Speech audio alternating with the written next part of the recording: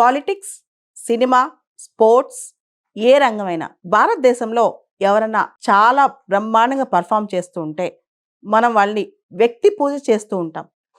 వ్యక్తుల్ని ఇన్స్పిరేషన్‌గా తీసుకోవడంలో తప్పులేదు. కానీ వ్యక్తుల్ని విపరీతంగా ఐడలైజ్ చేసి, వాళ్ళని డెమిగాడ్స్‌గా చూసి, వాళ్ళ కోసం ఏదైనా చేసేసి, రక్తం చిందిచ్చేసుకుని, వాళ్ళ కోసం చనిపోయి, ఇది విపరీతం, వైపరీత్యం అంటాను. ప్రతి జీవి వాళ్ళ జీవితంలోకి విశిష్టంగా వస్తాడు. మన జీవితంలో రియల్‌గా మన జీవితంలో ఉన్న హీరోస్ ఎవరు? అంటే మన తల్లిదండ్రులు, మన అమ్మ, నాన్న. మన జీవితాన్ని ఎన్రిచ్ చేసిన వాళ్ళు. అంటే మన జీవితంలో ఎంతో కొంత మనకు మేలు చేసిన వాళ్ళు.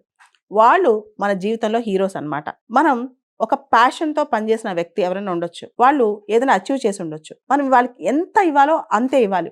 లార్జర్ థాన్ లైఫ్ అంటే వాళ్ళకి చాలా ఎక్కువ ఇమేజ్ ఇచ్చేసేసి వాళ్ళ కోసం పడి చచ్చిపోయి ఇలా చేస్తుంటాం.